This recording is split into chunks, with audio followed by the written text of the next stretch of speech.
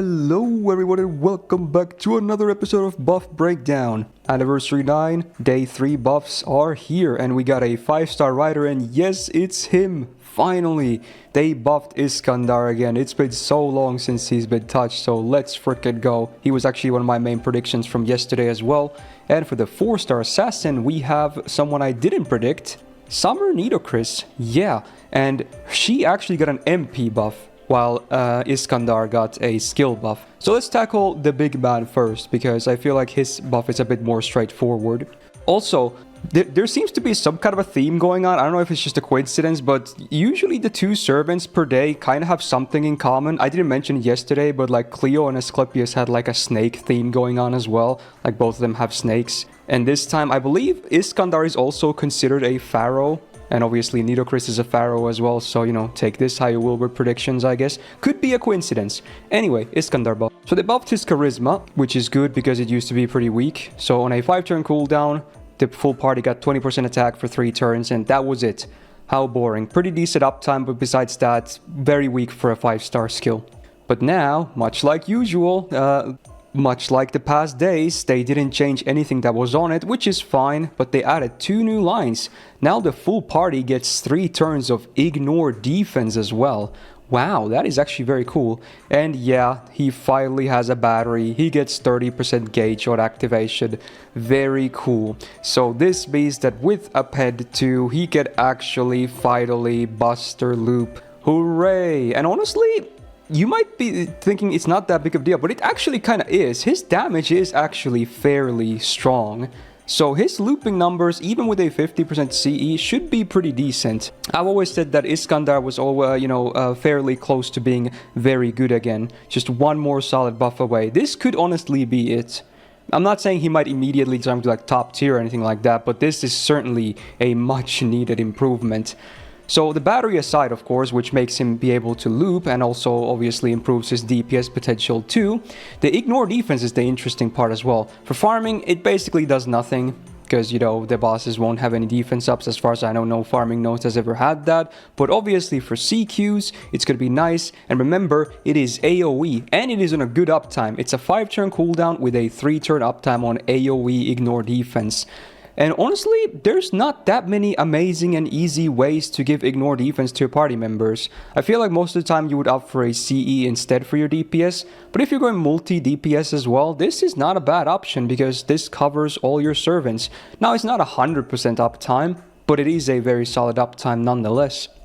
So there you go. It's not the biggest change ever, but it's certainly a much needed and still a positive change for Mr. King of Conquerors.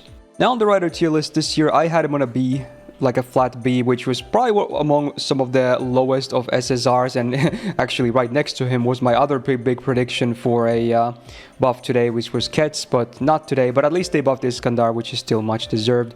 I think with this, he can easily move into a B+ minimum, maybe even A tier, we'll see, have to do some testing and whatnot, but very nice that they finally acknowledge that he still exists, okay?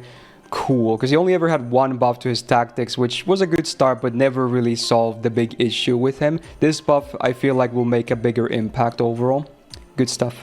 And then, the first MP buff of the anniversary, we got Summer Nito. Now, the first thing when I heard about this was like, please change so that her instant kill is after the damage, because if you don't know, she's an AoE art servant, but the problem is her instant kill for enemies is before damage. Some time ago, they did change a lot of servants to have instant kill after damage, like a stealth fix, but she was not included in that, which was a big shame because her refund is actually very solid. The problem is it's unreliable because the instant kill. So let's see if they did that. So previously the MP, it was pretty basic. First of all, you had the first check was actually the instant kill. So on base, overcharge was a 30% chance to instant kill all enemies. Then does the standard damage, and then after damage does a 20% defense down on all enemies for 3 turns. So it's just a mess of orders. Like you want the defense down to be before damage, and you want the damage to be before the instant kill. So it's just a complete mess of an order, and it doesn't even have that many effects. So it was always like a whatever MP, sadly. But let's see what they did, because there's quite a bit of changes here. And yes, I said changes, not just additions. So first of all, if you look at the order now, hallelujah. This is the, I mean, they did other stuff too, but this is the big thing, okay? The damage is now before the instant kill. Thank you. She can loop now. So hey, Nito Chris fads, yeah, go nuts. I mean, I'm not saying her damage will be crazy high or anything like that. Summer Valks will probably still fare you better unless you have a cracked copy of Summer Nito, but thank God this is now at least doable. Now sadly they did still keep the defense down after damage. It is what it is, but again the big important change was to keep the death after damage. Now, new stuff, they added now an AoE skill seal for 1 turn. So again, for farming, doesn't really matter, but for bosses, hey, could be interesting utility. Sometimes skill seal is not even that great, sometimes it could be a demerit, but in some cases, it can actually be a valuable asset. So that's a pretty cool thing they added. Now, in addition to moving the instant kill, later down the line of operations, they also buffed the chance, so it went from a base 30% chance on overcharge to a 60% base chance to instant kill. Still not going to be anywhere reliable enough if you want to consider her for instant kill farming, but it is a cool boost, I guess. But I don't think it's sadly going to be reliable because unlike Caster, she does not have any instant kill boost on her skill set either. So this is what you get, and it's not enough, sadly, to be reliable. And then one more line they added. She now gets Water Field Map for 5 turns.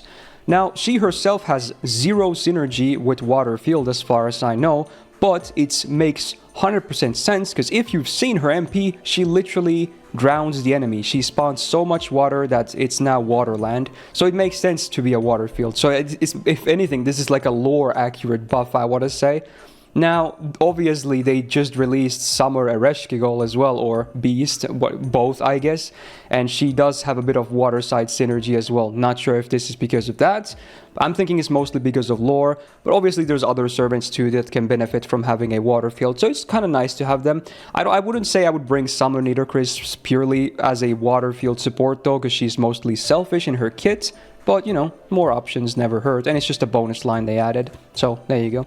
Overall, this MP buff is very solid. It's not the perfect outcome because the defense down is still after damage and this water field doesn't help herself, nor is the instant kill anywhere near, you know, guaranteed, but it certainly is a big boost, not just for damage, but, you know, her now being able to farm is huge.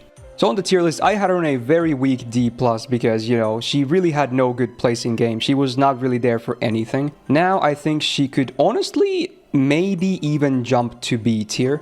Maybe even higher, honestly. We'll have to see, but certainly we'll get a big boost from this. Her damage goes up, her utility goes up, and most importantly, she can loot farm. So there you go. Summer Nidochris fans, or Nito fans in general, congrats. They finally did something to address the big problem of hers. Yay. Now, before we wrap up, tomorrow we're getting a 5-star Foreigner buff and a 3-star Archer buff. And for those that don't know, there is actually another 5-star Foreigner buff on a later day as well. So there's 2 of them in total of this set. My guess is that for the Foreigner, it's either going to be OG Abigail or Hokusai, or hopefully maybe a bit of bias as well, Jacques Foreigner, because her one skill buff was so weak it barely changed anything, and I really like her, so that's a bit of a bias take. But I think Abigail, OG, or Hokusai could definitely use more love.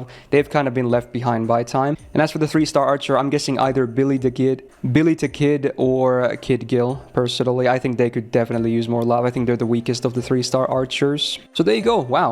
Pretty solid set of buffs again. So far, I haven't really been disappointed.